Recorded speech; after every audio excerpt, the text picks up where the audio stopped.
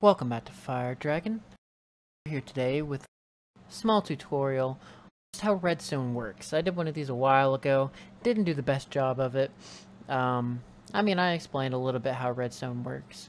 However, I didn't explain some important things, and I didn't go very in-depth with the things that you can do with redstone. So we're starting over and adding a few things because it's been a while since I've done that, so some new stuff has been added.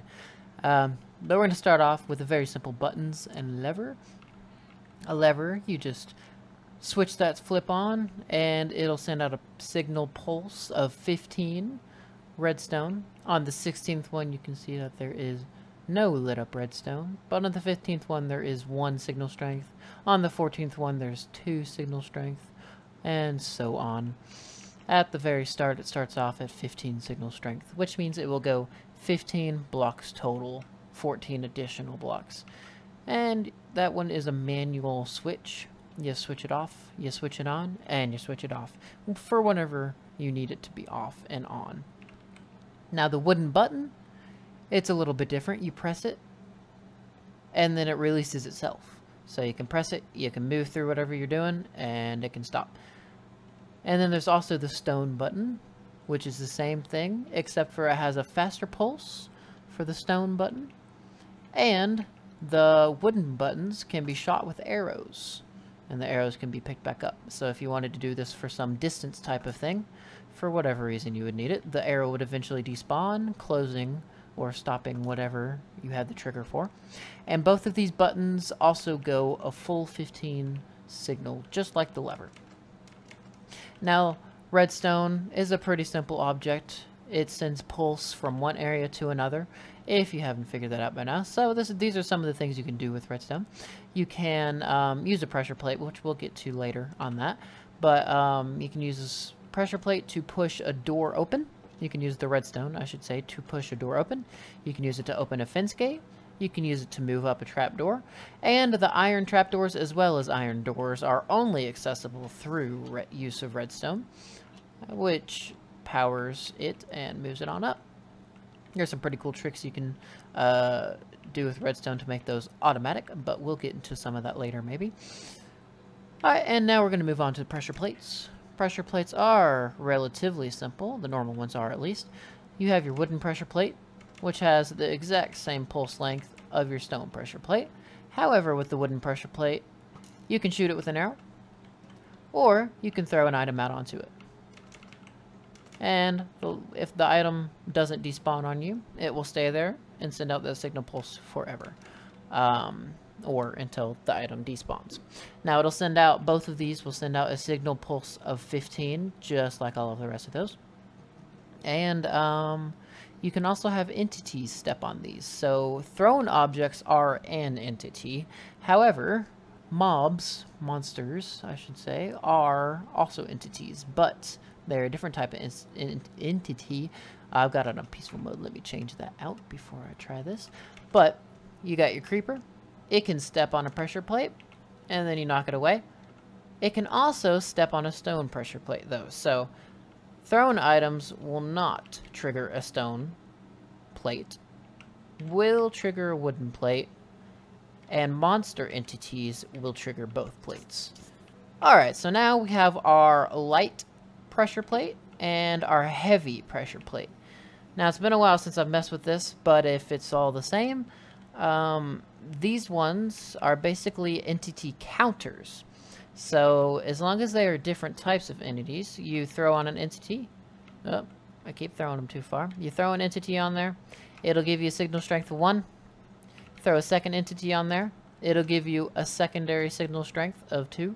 Throw a third one on there, it'll give you a third signal strength, and so on for the rest of how it goes for the light ones, which are very nice. You can have, let's just say you're making a monster spawner, and you want to wait until you have 9 entities, skeletons, whatever monster farm you're making, get to a certain area, and then have them pushed by a piston or something of the sort.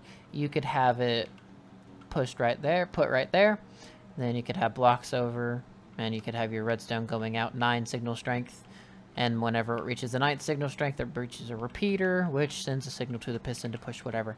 That's just one example of multiple things that you can do. Now, the heavy pressure plate is almost the exact same. It starts off with 1, then you go on to 2, but it does not change. You go on to 3, it does not change. You go to 4, it does not change. I'm pretty sure you have to do 11 different types of entities.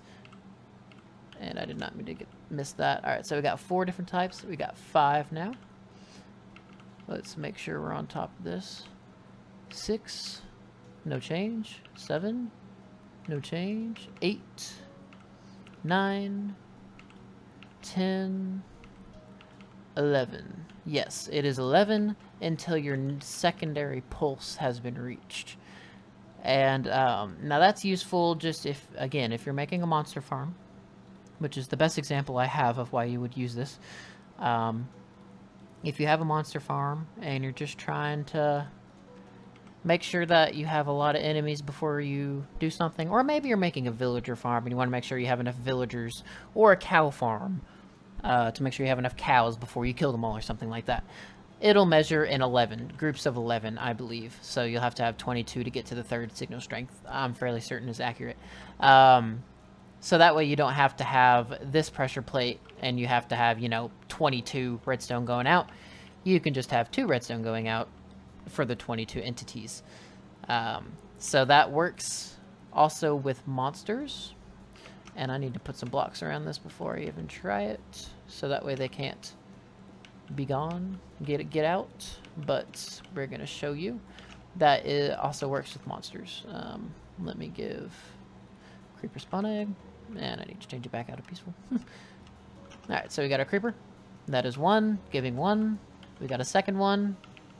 Did I put a second one in there? I think I put a second one. Did I not put a second one in there? Okay, there's a second one, and it's giving 2. There's a... didn't do a third one. There's a third one, giving 3. 4th one, giving 4. And so on. And that's just a showcase, You can do it on entities or dropped items, whatever your needs require. Alright, and now we're on to the tripwire, which is a pretty simple mechanism. You have your tripwire on a block, you have a secondary tripwire on a block, and you have your string laid across. And Minecraft has done a pretty good job of making this look pretty invisible. So if this was a dark area, you wouldn't be able to see it. I mean, I'm 3 blocks away and I can't even see it. So if you hide it, then this is a very good way to trick people or make sure that it's not visible in, so that way it looks nice, But anyway, so whenever you step on the tripwire, it'll send out a pulse from the back sides of them. And it will also send a pulse directly above it. And I should probably remove that to show you. But yeah, it sends a pulse directly above it. But the thing it will not do is send a pulse out beside... Oh, totally lied to you. It will send a pulse out beside it. So good. There you go. It sends out a pulse from every angle. It does not send a pulse out. It does send a pulse out from there, but it doesn't send a pulse out from there. Okay. My bad. I don't know as much about tripwires as I thought I did. You can send out a pulse from any side of the tripwire you wish. And let's just test it. Can you send out a pulse down? Yes, you can. Information is knowledge, and knowledge is power. So there you go. Now you can do whatever you want with those tripwires. Make some nice little piston doors that are hidden and you can't see it, or make a falling pit for people to fall into, or monsters. You want to make a moat around your base. Just make sure you know that you can jump. Well, if you do it right, you know that you can jump over the tripwire and you won't fall in. But any monsters, mobs, creepers, zombies, skeletons, they'll all, there, and the ground will open up and it'll fall into a lava trap or something of the sort, with hoppers below to pick up their loot. But that's pretty much it for the tripwires. We're going to go into the redstone block, which is a pretty simple tool that you can use in your piston buildings. Whatever you may be using, it's just a block of redstone. It sends out signals on all sides. It's a very difficult one to use whenever you're doing it, unless you know what you're doing. And I don't, so I'm not going to try to elaborate on how to use it. But that's all you need to know, is that it sends out signals on all sides. And now we're on to the pistons. Pretty simple. You got your regular piston right here, and you got your sticky piston right here. You send out power to either one of them. They'll push out the block that's in front of them. and the sticky piston will bring one back in. This regular piston, not sticky, will not bring the block back in. Sometimes it's useful in certain builds, but I'm not going to elaborate on that. You can just figure that one out on your own. Alright, and then we are on to the regular old redstone torch, which is a very simple device yet again. All it does is send out a signal strength of 15, just like pretty much everything else. However, you can use it to activate certain things. So for example, let's say I want a note block to be activated and deactivated. This is how you create the NOT gate. You give it some power from behind to turn off, and then you release the power to turn it back on. And it's probably better displayed in a piston than that quiet note block. But you got it here. It's being sent out a signal. So for example, if you have a door that you want closed all the time, then when you press a button or step on a pressure plate, it will open the door for you. And you'd usually want to use a button or pressure plate so that way it releases it back and sends the signal back to it to close the door behind you. That is one simple use of the redstone torch. And that will not happen if you do it from this, because it's already sending out a signal. And if you try to send it out again to it, it has to be on top of a block. Like we just had it. It has to be on the side of a block. Or, yeah, it can be on top of a block as long as the redstone is coming from below it. Just so you guys know. Which makes a pretty simple tower. Instead of, you know how sometimes you'll build a tower of redstone going up like this. Nobody wants that. So you just make sure that you got it going in sequence up however much you need it to go. So if you want the top to be on, you'll need to put one that's, let's just say, off below because you have power below. Then it'll be on right there. You want the top to be on, and then you'll do it like that. And that's a nice little tower to get yourself some redstone. Okay, so now we have our redstone repeater. Our redstone repeater will take any signal that it has behind it as long as there is at least one redstone power, and it will amplify it into a nice 15 blocks more of power. And I mean, that's pretty much simple as it gets. It also has a delay on it, so that way you can change what happens and how fast it happens. So for example, if I remove this and I put a delay on it, it'll take a second. And then if I put it on the second one, you'll see it takes a little bit longer. And then you put it on the last one, and you'll see it takes even longer.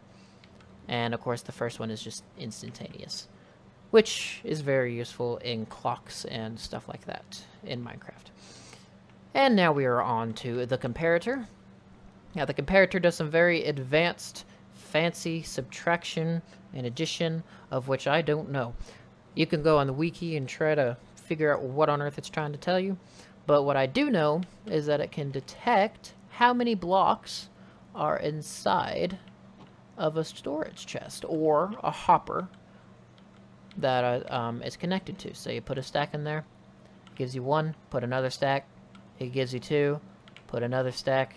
Well, apparently you need 4 stacks in order to get it to 3, but that is a very good way to you know, use the comparator. Alright, and then we have the trapped chest. You can see it's a little bit red right around there, as opposed to the regular chest, which is brown. And the trapped chest, basically, it sends out a signal to whatever's near it to tell you that somebody's opened it, which is useful just to trick people or to see what you're putting in before you put it into a hopper. So, for example, we have our hopper and we have a trapped chest, and we want to send something down to our other chest. We are going to look at it, and since it's powering the hopper won't take it away immediately. So only whenever you close it will it start taking stuff out of it, and then whenever you look at it again, it'll stop. So that's one way to use that. Alright, and then you got the redstone lamp, which turns on when powered. It's a light. It's a very nice light for just like glowstone, except it's fancy and it's powered by redstone. So you could have this be whenever you walk in the door, redstone lights flash or something like that. So that way you could see what's going on somewhere. Nah, I don't know what other usage it has, but it's creativity. Alright, now we're on to the note blocks, which are very simple. You power it, and it makes a sound. And the different sounds are based off of what block it is on, sitting on top of, as you can hear. And then you can change the pitch by right-clicking on it. And that's a very simple. Alright, and then you got the hopper, which we kind of just demonstrated anyway, but you use it to send items from one spot down to another. If you throw an item on top of a hopper, it will pick it up. Not if you have something on top of it, but can I quit doing that? Okay. If you throw an item, it'll pick it up and do that. So if monsters are dying or something of the sort, then you can, you know, you can have them pick up the loot from it. And now onto the sensors, daylight sensor and moonlight sensor. You can change a regular daylight sensor into a moonlight sensor by right-clicking. And you'll see that the daylight sensor sends out a signal pulse of 15 whenever it sees that it's daytime. And then whenever it reaches midnight, you'll see that the daylight sensor will turn off and your moonlight sensor will turn on. And I believe it starts at a signal strength of 15 whenever it's midnight or something similar, but I'm not sure of the strengths of it. But either way, those are pretty useful for timed events. I'm not sure why I made this, but it's here to show you one simple way to use the redstone lamp. Keep it on all the time, and then send it power for whatever action you choose to turn it off. Again, I don't know why I built that, but it is information to use if you need it. Then we have the dispenser and the dropper, and these are basically the same exact item. The only difference, they have one key difference, is that the dispenser will shoot out whatever you send to it, and you can put it right back in there. And the dropper will just drop whatever you have as an item. It will not shoot it out. So for example, if you have potions you want to throw at enemies that step near you, like potions of weakness, that will throw it and use the potion. Whereas if you want to sell a potion through some automated thing, then it would drop the potion for a player to pick up. That as one example. And now we have the observer block, which will observe whatever is on this side of the observer and send out a signal strength of 15 out this end, and only from this end to that end. And you'll see you place a block, you remove a block, it'll send out a very, very quick pulse to tell something that happened. This is very useful in a lot of farms, but you have to be very tricky with the way you use it. But it is a very useful block. So anyway, that's going to be all for this redstone tutorial. Very mundane tutorial on how to use redstone for those that know nothing about redstone. So hopefully that helped you out. And thank you guys for watching. I'll see you in the next video.